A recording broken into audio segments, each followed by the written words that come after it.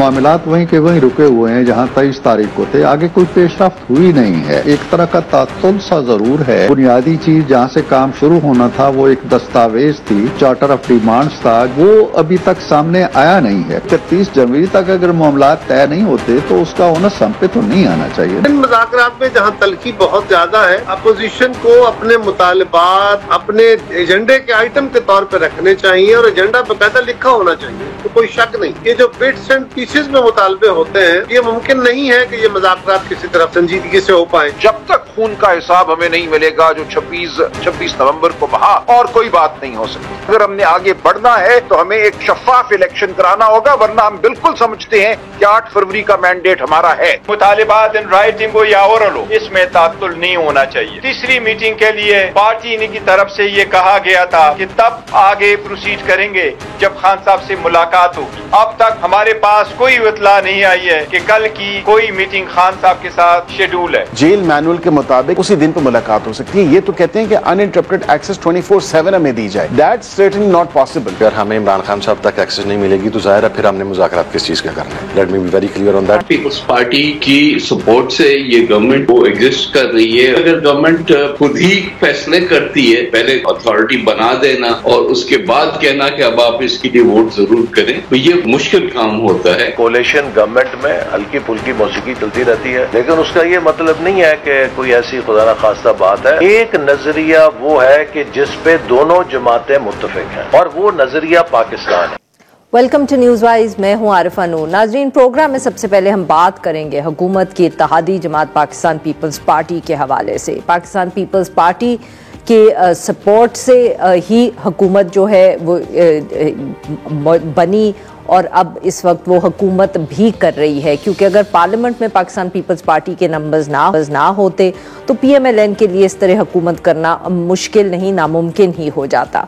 Pakistan Peoples party के अलबत्ता काफ़ी एतराज़ात और तहफ़्फ़ुज़ात वक्तन फ़वक्तन हमें सुनने को मिलते हैं। उनमें से कुछ पंजाब के हवाले से होते हैं कि जो कमिटमेंट्स या अंडरस्टैंडिंग पंजाब की हुकूमत के हवाले से थी वो PMLN ने पूरी नहीं की। इस हवाले से ये भी कहा जाता है बार बार कि एक रिटन अग्रीमेंट भी थी। इसके साथ साथ डेवलपमेंट फंड्स की कभी कोई शिकायत होती है। आजकल जो बहुत अहम इशू रहा है वो जो नई नहरें जो के क़याम पे है, जिस पे सिंध का तहफ़्फ़ुज़ है। पाकिस्तान पीपल्स पार्टी की बजाय हम कह सकते हैं कि ये एक ऐसी इशू है जिसके ऊपर सिंध के बहुत तहफ़्फ़ुज़ात हैं, और वो यही हैं कि फिर पानी पे असर पड़ेगा जो सिंध को भी जाता है। इसके साथ साथ इंटरनेट के हवाले से भी बिलावल भुट्टो ज़रदारी साहब पिछले दिनों उन्होंने बहुत तनकीद की हुकूमत पे, बट जो एक नया इशू सिंध और वफाक के हवाले से हम कह सकते हैं सामने आया है वो यही है कि जो नई एक maritime and sea port authority हुकूमत ने कायम की है। पाकिस्तान पीपल्स पार्टी ने इस पे सख्त तहफ़्फ़ुज़ात का इजहार किया है और ये कहा है कि हमें जो है कॉन्फिडेंस में नहीं लिया गया और फैसला कर लिया गया। इस पे जब शाजिया मरी साहिबा बोली, सीनियर रहनुमा पाकिस्तान पीपल्स पार्टी की, तो उन्होंने तो यहाँ तक भी कहा कि हिमायत ख़त्म भी हो सकती है पाकिस्तान पीपल्स पार्टी की पाकिस्तान मुस्लिम लीग नवाज के लिए, और जिससे हुकूमत को ख़तरा हो सकता है। गालिबन उन्हीं के बयान के बाद एहसन इकबाल साहब कराची गए, वहाँ वो मुलाकात करें, और बल्कि उन्होंने वहाँ एक जॉइंट प्रेस कॉन्फ्रेंस में ये कहा कि ये हल्की फुल्की मौसीकी है जो इत्तेहादी हुकूमतों में होती ही रहती है, यानी कि उन्होंने इसको बहुत एक बड़ा इशू नहीं माना। इस पर बात करेंगे, और इसके साथ साथ हम पाकिस्तान पीपल्स पार्टी से PTI के साथ जो हुकूमत के मुज़ाकरात हो रहे हैं उस हवाले से भी बात करेंगे, क्योंकि ऑब्वियसली मुज़ाकरात शुरू हुए थे, बहुत उम्मीदें थी, बट अब पिछले 2-3 दिनों से लग रहा है कि जैसे कोई डेडलॉक सा आ गया है, बात आगे बढ़ नहीं रही है। इस पे बात करने के लिए इन सब हमारे साथ मौजूद है कमर जमान कायरा साहब, साबिक वफाकी वजीर हैं, सीनियर रहनुमा Pakistan Peoples Party. Welcome to the show Kaira साहब। कायरा साहब, सबसे पहले तो अगर ये बताएं कि ये जो मैरिटाइम और सी पोर्ट अथॉरिटी है, इस हवाले से पाकिस्तान पीपल्स पार्टी के सर क्या कोई स्पेसिफिक तहफ़्फ़ुज़ात हैं, कोई आपको लगता है, या ये फैसला जो हुकूमत ने किया ऑफ एस्टैब्लिशिंग दिस अथॉरिटी, आपको इन प्रिंसिपल इससे एतराज है कि ये हमसे ये बात पहले करनी चाहिए थी, इसको एस्टैब्लिश करने से पहले? आरिफा, ये जो आपने अपने इंट्रो में भी कहा और स्पेसिफिक सवाल को भी एड्रेस करने के लिए हमें देखना पड़ेगा कि ये चीजें हैं क्या, हो क्यों रही है। जब भी कोई कोalition हुकूमत बनती है, यानी किसी एक जमात की इतनी अक्सरियत नहीं होती कि वो हुकूमत बना पाए, तो फिर हुकूमत जब मिलकर जमातें बनाती हैं या सपोर्ट हासिल करती है तो वो कुछ मुआहदे करती हैं, उसके कुछ बेसिक रूल तय करती है और उसको अच्छा होता है कि लिख लिया जाए ताकि कोई गलतफहमी ना हो। तो वो लिखा हुआ एक मुआहदा भी है जिस पर पूरी तरह अमल नहीं हुआ अभी तक, जो हमारे दरमियान बेसिकली लफ्जों की और लहजों की तलखी का बायस बना है। अभी तक ताल्लुकात की तलखी नहीं आई, लेकिन लफ्जों और लहजों में तलखी आ गई है क्योंकि साल होने को है और पीपल्स पार्टी ये समझ रही है कि मुस्लिम लीग टाइम गेन कर रही है। दूसरा, जो लेजिस्लेशन का इशू है उसके ऊपर हमारा सवाल ये है कि हम आपके इत्तेहादी हैं, हम आपके सपोर्टर हैं, हम आपकी हुकूमत के साथ हैं और अगर आप ये करें कि कोई बिल आप बना के आप असेंबली में ले कर देते हैं, भले वो कॉन्स्टिट्यूशनल अमेंडमेंट हो या कोई और बिल हो जो असेंबली से अप्रूव होना है, तो उसके लिए फिर आप हमें कहें कि जी आप इसको पास करें, तो पीपल्स पार्टी का तो अपना एजेंडा है, हमारा अपना मंशूर है। अगर कोई चीज हमारे मंशूर से कंट्राडिक्टरी है तो फिर हम उसके ऊपर एतराज फाइल करेंगे, तो फिर मीडिया में ये बातें आएगी कि देखे जी ये दो जमातें आपस में लड़ पड़ी हैं। तो क्यों ना ये बेहतर कायरा साहब, क्या आप किसी स्पेसिफिक लेजिस्लेशन का जिक्र कर रहे हैं? मैं उस पे गुजारिश करता हूँ, मैं एक बेसिक प्रिंसिपल आपको सामने पहले रख लूं। तो गुजारिश ये है कि अगर आप हमसे पहले मशवरा कर लेंगे और हमें ऑन बोर्ड कर लेंगे तो हमारे जो तहफ़्फ़ुज़ात हैं वो पहले एड्रेस हो जाएंगे और हमारा आपस में अफ़हाम तफ़हीम करके हम लेजिस्लेशन मूव करेंगे। हमने 2008 से 2013 में 5 साल ये काम किया है, लेकिन मुस्लिम लीग ये काम करने से पता नहीं क्यों एतराज कर रही है। माफ करिएगा कायरा साहब, वक्त जरा कम है। कौन सी ऐसी कानून साजी हुकूमत कर चुकी है या कर रही है जिस पे आपको एतराज है सर कि उन्होंने आपको पहले ऑन बोर्ड नहीं लिया? मसलन आईनी तरामीम देख लीजिए, आईनी तरामीम के ऊपर क्या हुआ सर? आईनी तरामीम तो बिलावल साहब खुद उसको लीड कर रहे थे, सारे मामले को बिलावल साहब लीड कर रहे थे, लेकिन बिलावल साहब को तो बाद में जब पता चला कि उसमें है क्या और क्या क्या होना चाहिए क्या नहीं होना चाहिए, तो जो 52 या 56 पॉइंट से फिर कम हो के ये 22, 23, 24 पॉइंट्स आए, तो फिर वही था ना ये सारा कुछ। तो ये ना होता अगर हम ऑन बोर्ड होते। दूसरा, जो फर्ज करें नहरों का आपने जिक्र किया, अब नहरों का इशू या पोर्ट अथॉरिटी का इशू ये है कि ये कैबिनेट के फैसले नहीं हो सकते। हर चीज के लिए आइन के अंदर फोरम्स मौजूद हैं। कुछ काम वो फैसले वो हैं जो कैबिनेट ने करने हैं, कुछ फैसले वो हैं जो उन फोरम्स ने करने हैं जिन पे वफाक के सारे यूनिट रिप्रेजेंटेड हैं, like council of common interest. तो हम क्या कह रहे हैं कि अपने 3 महीने में काउंसिल ऑफ कॉमन इंटरेस्ट की मीटिंग करनी होती है। काउंसिल ऑफ कॉमन इंटरेस्ट की मीटिंग बुलाइए और उस पे ये जो नहरों वाला इशू है, क्योंकि पानी की तकसीम एक इंतहाई हसास इशू है, इसको बिल्कुल इस तरह नहीं छेड़ना चाहिए गैर जिम्मेदारी से। और पोर्ट अथॉरिटी का भी इशू, ये अगर उस फोरम पे एड्रेस होना है तो उस पे एड्रेस कर लीजिए और उस पे जो भी जमातों का नुक्ता नजर है, सूबों का नुक्ता नजर है, वो सुन के उसके मुताबिक फैसले कीजिए। तीसरा, हम ये कह रहे हैं कि अगर आपने कोई और ऐसा फैसला करना है जिसपे हमारी अप्रूवल की जरूरत है, एक तो फैसले जो कैबिनेट ने करने हैं, अगर आप वो करेंगे और हमारे मंशूर के खिलाफ होंगे, हम उस पर एतराज फाइल करेंगे, तो बेहतर यह है कि आप हमें ऑन बोर्ड करके फैसले करें ताकि ये जो तासर है या ये जो एक सूरत हाल मौजूद है ये पेश ना आए। बिल्कुल ठीक है सर। तो ये जो अब आपने जैसे जिक्र किया कि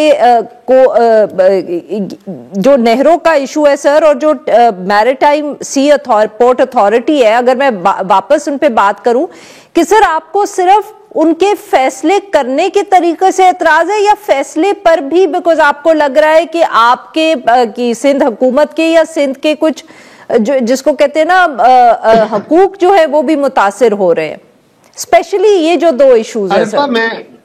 आरिफा, पहली बात तो यह है क्योंकि मैं इस वक्त ऐवान में नहीं, मेंबर नहीं, लिहाजा मुझे उसकी तफसील का इल्म नहीं। मैं तो आज इस्लामाबाद आया हूँ, किसी से मिलूंगा तो पता चलेगा कि उसकी तफसील क्या है। लेकिन ये एक इशू तो है जिसपे वोट होना है, एक इशू तो है जिसपे आपकी इत्तेहादी जमात के तहफ़्फ़ुज़ात हैं और वो सूबा तहफ़्फ़ुज़ात का इज़हार कर रहा है, एक आपका वफाकी यूनिट है, तो क्यों ना आप उसको पहले एड्रेस कर ले। बिल्कुल ठीक। अच्छा सर, अब जल्दी से क्योंकि वक्त जरा कम है, पाकिस्तान पीपल्स पार्टी भी पाकिस्तान तहरीक इंसाफ के साथ मुज़ाकरात में शामिल है, तो सर जो इस वक्त एक डेडलॉक की सी सूरत हाल है, पाकिस्तान पीपल्स पार्टी उस मामले को किस तरह देख रही है? पाकिस्तान तहरीक इंसाफ की शिकायत है कि हमें इमरान खान साहब से मुलाकात नहीं हमारी हो रही, दूसरी तरफ जो हुकूमत है वो कहती है आप लिख के नहीं दे रहे, डेडलॉक सा आ गया। How is Pakistan Peoples Party looking at it? देखिए, पहली बात कि खान साहब के साथ मुलाकात तो उनकी होनी चाहिए, प्रिंसिपली बिल्कुल होनी चाहिए, उनको एक्सेस मिलनी चाहिए और उनको कंप्रीहेंसिव मुलाकात करने का मौका मिलना चाहिए। ये कोई 10-15 मिनट के नहीं, क्योंकि उन्होंने अपने पॉलिटिकल लीगल इश्यूज डिस्कस करने होंगे, करें। और अगर वो कह रहे हैं तो जेल में मुलाकात होनी है ना, तो उनको एक्सेस मिलना चाहिए। ये गवर्नमेंट भी कह रही है कि हम दे रहे हैं, पता नहीं क्यों उस पर रुकावट है, क्योंकि उस एक्सेस के बगैर वो अपने तय तो फैसले करने के पोजीशन में नहीं। अगर वो करेंगे और कल इमरान खान उसको डिसोन कर देंगे तो फिर हम कहां खड़े होंगे? तो प्रिंसिपली ये बात दुरुस्त है।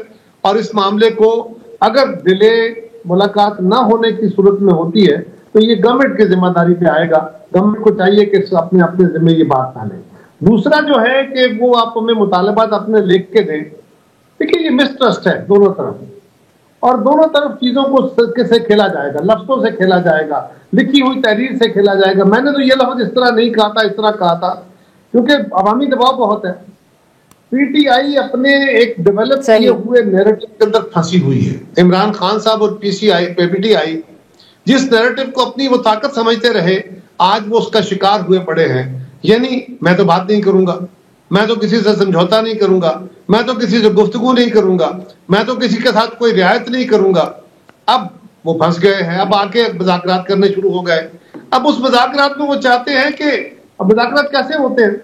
मुज़ाकरात कोई कुश्ती होती नहीं है कि एक ने दूसरे को पिछाड़ देना है। ये तो आपने गुफ्तगू करनी है, दोनों के पॉइंट ऑफ व्यू को समझना है और अपने अपने पेडेस्टल से नीचे उतर के कॉमनैलिटीज ढूंढनी होती हैं और कॉमनैलिटीज पे आप एग्री करते हैं।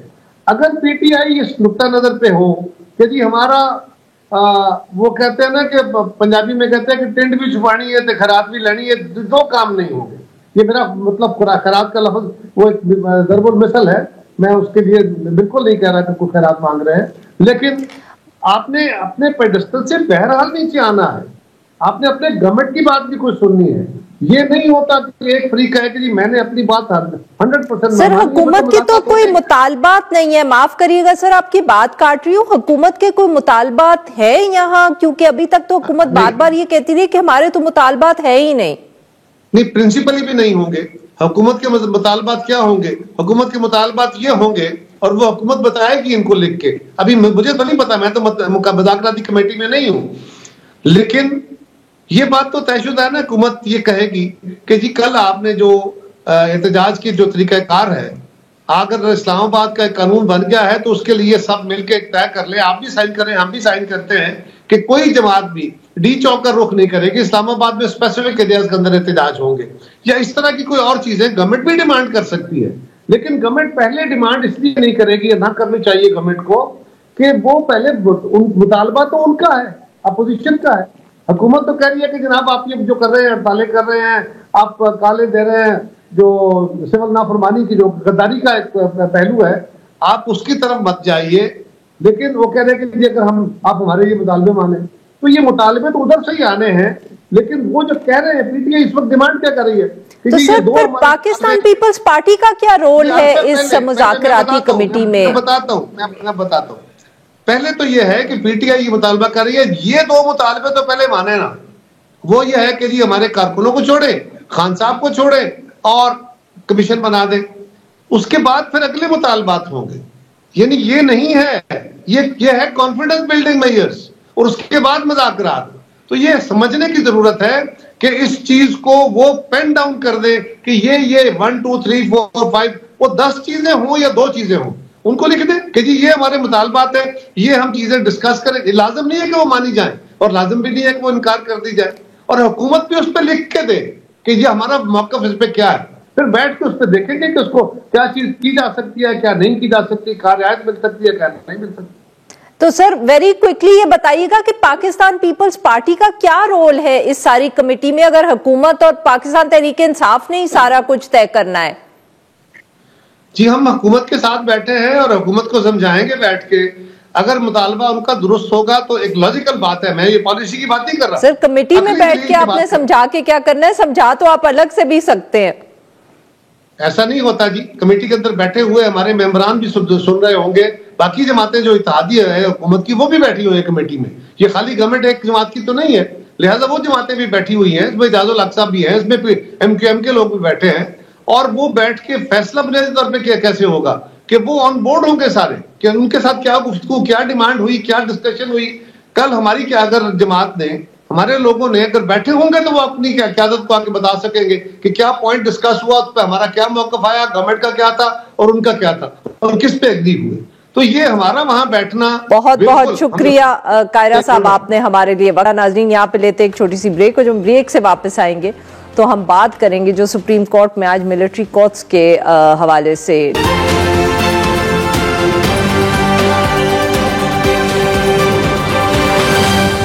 पाकिस्तान तहरीक इंसाफ का आज भी मौके यही है कि किसी भी सिविलियन का trial by the military court है रही। वेलकम बैक नाज़रीन। प्रोग्राम के इस हिस्से में हम जिक्र करेंगे सुप्रीम कोर्ट का, जहां आज फिर जो मिलिट्री कोर्ट्स का इशू है उसके ऊपर समाअत हुई। ऑब्वियसली बहुत अहम इशू है आजकल। पिछले दिनों में मिलिट्री कोर्ट्स ने सज़ाएं भी दी थी, उसके ऊपर एक हम कह सकते हैं इंटरनेशनल रिएक्शन भी आया था, और कुछ दिन पहले ये इत्तला आई कि ये जो मिलिट्री कोर्ट्स का इशू है जिसकी काफ़ी दिन पहले समाअत हुई थी, उसकी तारीख तय हुई और आज के दिन वो समाअत हुई। बेंच में कॉन्स्टिट्यूशनल जो बेंच है वो बैठा था। जमाल खान मंदोखेल साहब, मोहम्मद अली मज़र साहब, सैयद हसन अजहर रिजवी साहब, मुसरत हलाली साहिबा, नईम अख्तर अफगान और जस्टिस शाहिद बिलाल साहब शामिल थे। ऑब्वियसली वही इशू के मिलिट्री कोर्ट्स में सिविलियंस के ट्रायल्स हो सकते हैं कि नहीं, अदलिया के इस हवाले से सवाल थे, और जवाब जो था वो वजारत दिफा के जो वकील हैं ख्वाजा हारिस साहब वो दलाइल दे रहे थे। जस्टिस जमाल मंदोखेल साहब ने पूछा कि इंसदादे दहशतगर्दी की अदालतों का फोरम मौजूद है, तो जब ये कानूनी फोरम मौजूद है तो फिर एग्जीक्यूटिव खुद कैसे जज बन सकता है। उन्होंने ये भी कहा कि आर्मी एक्ट तो सिर्फ मुसल्लह अफवाज के मेंबरान तक महदूद किया गया है, जिस पे ख्वाजा हारिस साहब ने कहा है कि नहीं, ऐसा नहीं है, वो महदूद नहीं है आर्म्ड फोर्सेस तक, उसमें मुख्तलिफ कैटेगरीज जो है वो भी शामिल हैं। तो इस तरह की हम कह सकते हैं कि गुफ्तगू या रिमार्क्स हुए कि बेसिकली डिटर्मिन यही करने की लगता है जजेस कोशिश कर रहे थे कि सिविलियंस का मिलिट्री ट्रायल हो सकता है कि नहीं। इस सारे मामले पे बात करने के लिए आज मौजूद हैं जहांगीर जदून साहब, माहिर कानून है, और हसनात मलिक साहब बहुत गहरी नज़र रखते हैं, सहाफ़ी हैं ये कोर्ट अफेयर्स पे। Welcome to the show gentleman. जी हसनात साहब, आपसे गुफ्तगू का आगाज़ करेंगे। बताएं आज कोर्ट में क्या माहौल था, किस तरह के सवालात हुए, एंड डू यू थिंक के कोर्ट्स इसको अब जल्दी निपटाएंगे इस मामले को? हर वैसे तारीख पे हम यही सोचते हैं और फिर तारीख अगली जो है वो हम भूल जाते हैं, पिछली समाअत जब तक होती है।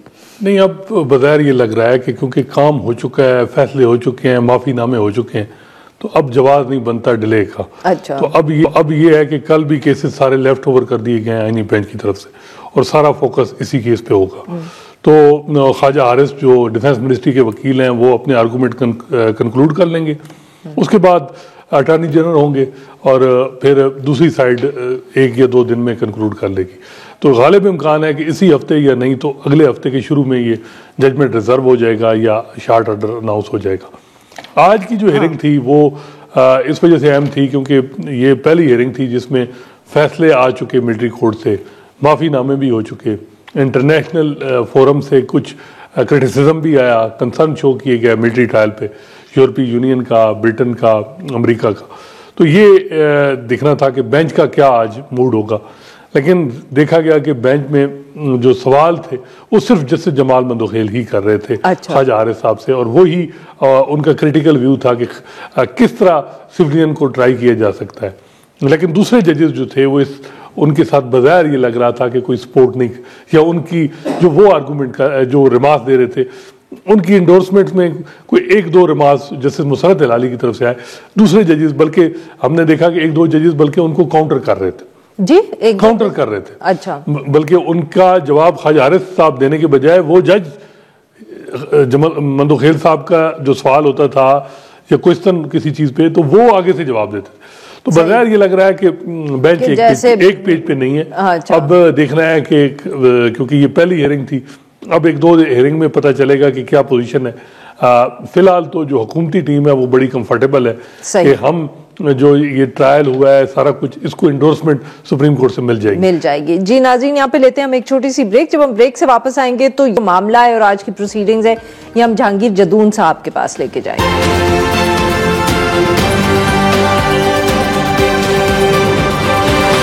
वेलकम बैक नाज़रीन, हम गुफ्तगू कर रहे हैं जहांगीर जदून साहब से और हसनात मलिक साहब से, और हम उनसे बात कर रहे हैं जो समाअत हुई सुप्रीम कोर्ट में मिलिट्री कोर्ट्स के हवाले से।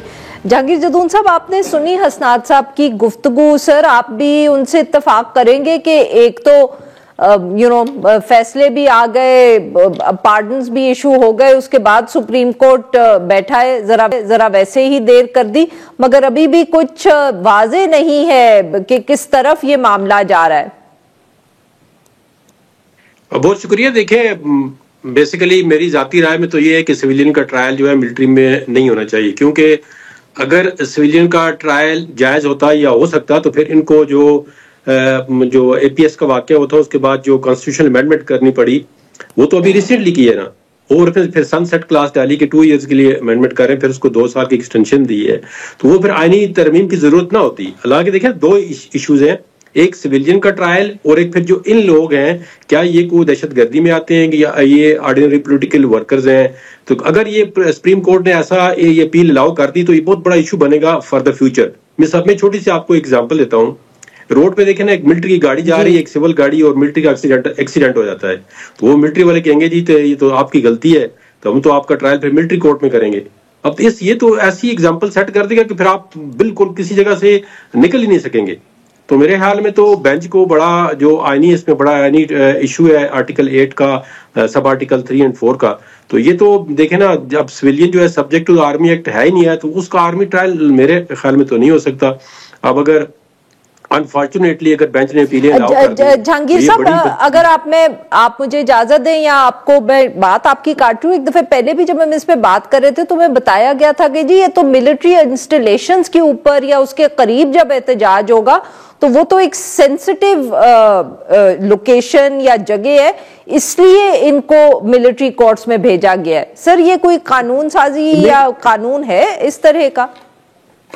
नहीं, इस तरह का नहीं है कानून ना। देखो, अगर आपने कोई स्पॉनिश की है या किसी मिलिट्री के साथ के कोई ऐसी बगावत ही कोई उस जुमरे में आपने कोई ऐसा एक्ट किया है, ऑफिशियल सीक्रेट एक्ट किसी के साथ मिलके आर्मी के साथ, उसमें कोई गुंजाइश बन सकती है कि उसको पीछे ट्रायल हुए हैं। ये बार बार एफबीएल का जो 1975 में केस हुआ था उसका देते हैं, फिर ये कहते हैं जी 1967 में उसमें जो सदर ज़िया उसका अपना अयूब खान का जमाना था उसमें अमेंडमेंट हो गई है।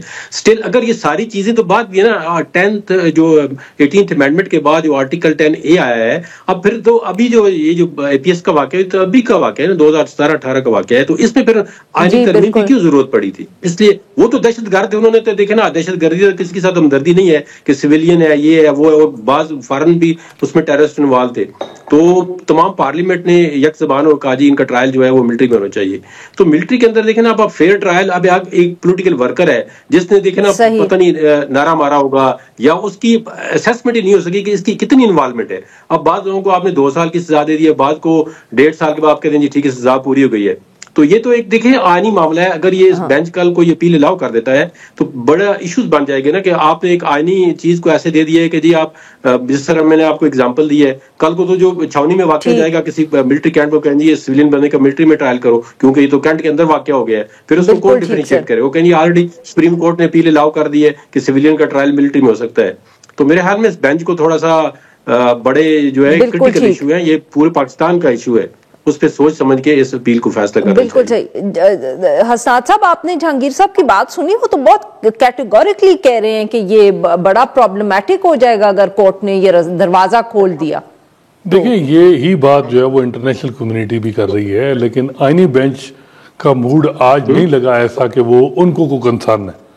वो बल्कि जो फैसला पहले दिया गया है उस जो पिछला फैसला था उसमें वही बात थी जो जहांगीर जदून साहब कर रहे हैं, वो इस पे नहीं एग्री कर रहे, बज़ाहिर ये लग रहा है। और हम देख रहे थे कि बेंच के जो सरबराह है अमीनुद्दीन खान साहब, वहाँ जब बात हुई जमाल मंदोखेल साहब ने एक मिसाल दी कि एक वकील जो है वो कोई मिसकंडक्ट करता है तो वो लीगल प्रैक्टिशनर एक्ट के तहत कार्रवाई होती है, लेकिन एक आम साहिल अपना केस आर्गू करेगा तो क्या उसकी कार्रवाई कैसे होगी, यही सूरत हाल।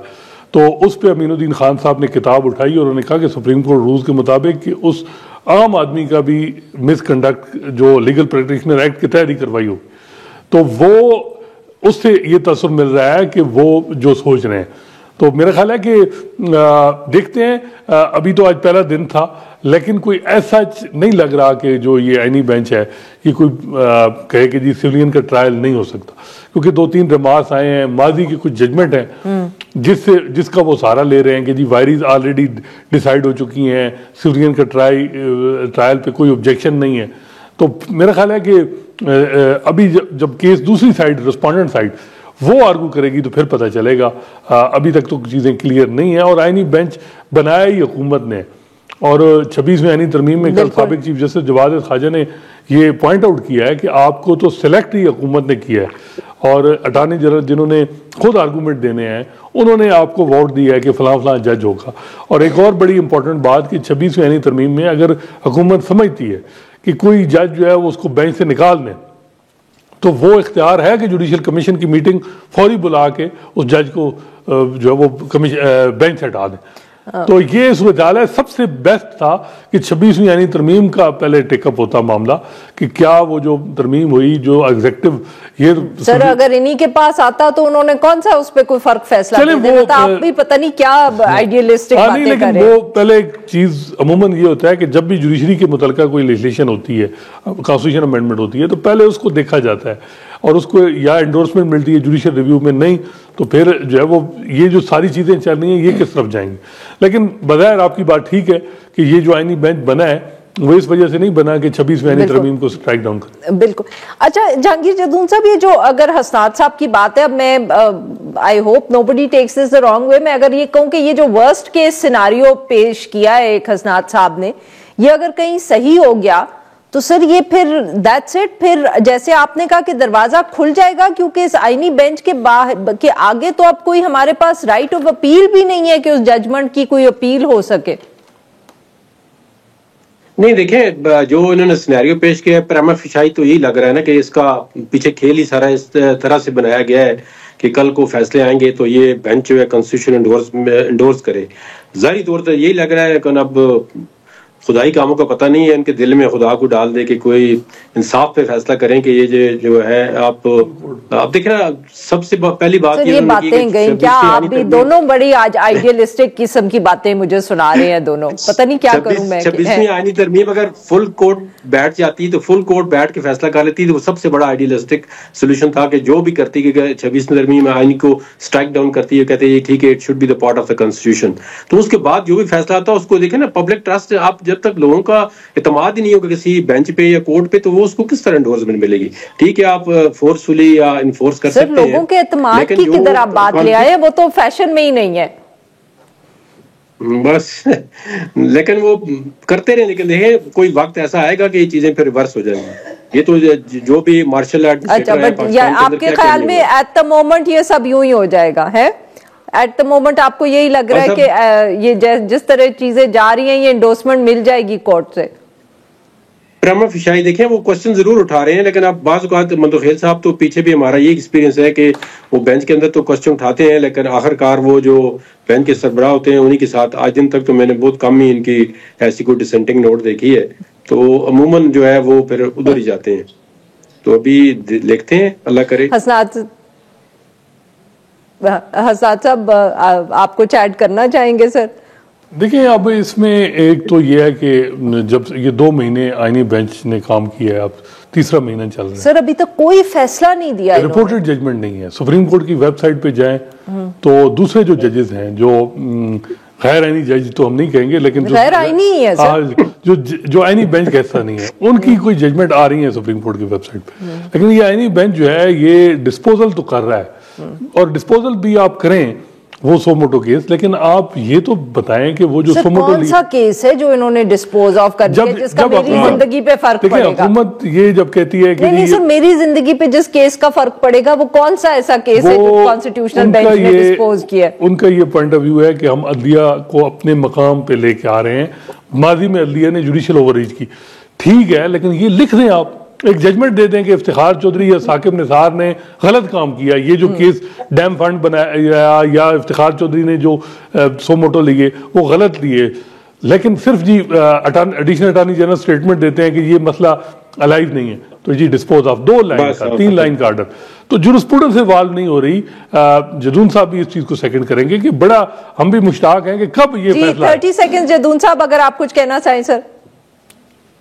नहीं, ये सही बात है। मैं असनाद की बात को एंडोर्स करता हूं कि अभी तक देखें ना, इनकी पहले जजमेंट है कोई आईनी जो आई बेंच के सरबराह है, तो ना अभी जो है रिसेंटली कोई जजमेंट, हम वेट कर रहे हैं कोई ऐसी आइन की इंटरप्रिटेशन करें जिससे हम भी कोई बेनिफिट उठाएं, आप जर्नलिस्ट भी उठाएं, वकला भी। तो अब लेट्स सी। बहुत बहुत शुक्रिया हमारे 2 मेहमानों का, ये वक्त निकाला। नाजरीन, यहाँ पे लेंगे हम एक छोटी सी ब्रेक, और जब हम ब्रेक से वापस आएंगे तो हम बात करेंगे गिलगित बल्तिस्तान पर।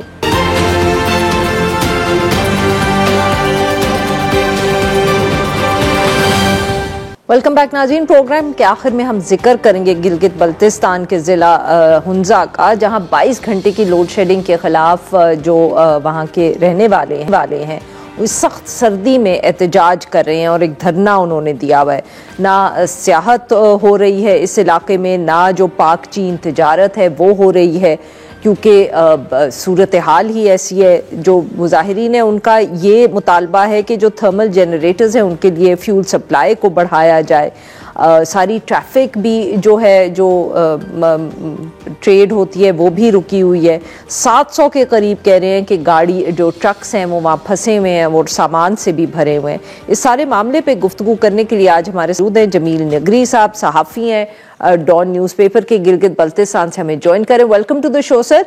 जी जमील साहब, क्या मामला है ये? 5 दिन से इतनी सर्दी में धरना जारी है, व्हाट इज द इशू? क्यों नहीं बिजली आ रही 22 घंटे? जी देखिए मैडम, पहली बात ये है कि ये सिर्फ हुंजा का मसला नहीं है, बल्कि पूरे गिलगित बल्तिस्तान में मेजॉरिटी इलाकों में इस वक्त 22-23 आवर्स की बिजली शॉर्टेज है। और हुंजा में गुज़श्ता 5 दिन से लोगों ने एहतजाज कर रहे हैं और शरह कारकुनों को बंद करके धरना दिया हुआ है, और इस एहतजाज में रोज बरोज इजाफा हो रहा है। और आज भी क्योंकि ख़वातीन की एक बड़ी तादाद ने ज्वाइन किया है प्रोटेस्ट जो सिटिंग को, और ये मुतालबा उनका एक ही है कि परमानेंट बुनियादों पे जो लोकल लोगों को बिजली दिया जाए, क्योंकि बिजली की अगर मौजूदगी की वजह से तमाम तर जो ट्रेड एक्टिविटीज है, टूरिज्म है, ई बिजनेस है, एजुकेशन है, हेल्थ है, तमाम सेक्टर सफर है। और लोग जो है 23 आवर्स की जो है लोड शेडिंग से रहे हैं। बात की इस पे नेगोशिएशन भी हुए, गवर्नमेंट की तरफ से कुछ ऑफर भी हुए, लेकिन एहतजाज करने वाले क्या ऑफर्स दिए हैं हुकूमत ने सर? जमील साहब, हुकूमत की तरफ से क्या ऑफर्स दी गई हैं? जी, गवर्नमेंट की तरफ से एक ऑफर दी गई थी कि आपको जो है हम गिलगित डिस्ट्रिक्ट से ट्रांसमिशन लाइन के जरिए से उनको 1 मेगावाट बिजली देंगे, तो उससे थोड़ा सा जो मसला है वो कम हो जाएगा। लेकिन दोनों तरफ से प्रोटेस्ट हुए। गिलगित में ऑलरेडी लोग 24 आवर्स की लोड शेडिंग फेस कर रहे हैं। उन्होंने कहा कि हम जब तक हमारे पास नहीं हम कैसे देंगे। और हुंजा में जो एहतजाज करने वालों ने है उन्होंने कहा कि ये तो ये कोई परमानेंट सोल्यूशन तो है नहीं, ये तो पहले भी इस पे बात हुई है, इस पे इम्प्लीमेंट तो होता नहीं है, नहीं ये कोई परमानेंट सोल्यूशन। लिहाजा इसको हम नहीं मानते। हमें यहाँ पर बिजली दिया जाए, जो यहाँ पे चल रहे हैं जिनको कंप्लीट करना है वो कंप्लीट नहीं हुए हैं, जो की जनरेशन है वो ऑलरेडी कम है। और ये हर साल का मसला है, ये इस साल का मसला नहीं है। ये कई सालों से। हाँ जमीन साहब, मैं आपसे यही पूछना चाह रही थी कि आप क्या ये कह रहे हैं सर कि हर साल 22 घंटे के लिए बिजली जो है वो बंद होती है? जी बिल्कुल, हर साल का मसला है और हुंजा का नहीं है बल्कि पूरे गिलगित बल्तिस्तान का है और पूरे गिलगित बल्तिस्तान को लोग सफर कर रहे हैं और हर जगह एहतजाज भी होते हैं। लेकिन इस दफा हुंजा में एक मुनज़्ज़म तरीके से लोग उठे हैं और वो प्रोटेस्ट कर रहे हैं और तमाम इलाकों के लोग उनके साथ इजहार यकजहती भी कर रहे हैं।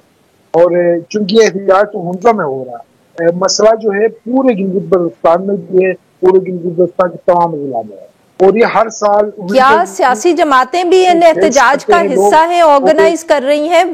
पॉलिटिकल पार्टीज का क्या स्टैंड है? देखें ना, पॉलिटिकल पार्टीज में वहां पर PMLN, PPP, PTI तमाम जमाते हैं और दिलचस्प बात है कि PMLN और PPP तो गिलगित बल्तिस्तान जो गवर्नमेंट है वो कोलेशन में भी है और इत्तेहादी है, लेकिन उसके बावजूद उनके वर्कर वहां पर एहतजाज में हैं और वो गुज़श्ता 5 दिनों से एहतजाज कर रहे हैं। बहुत बहुत शुक्रिया सर, आपने हम वक्त निकाला। नाज़रीन आज के लिए बस इतना ही। We'll be back tomorrow at the same time.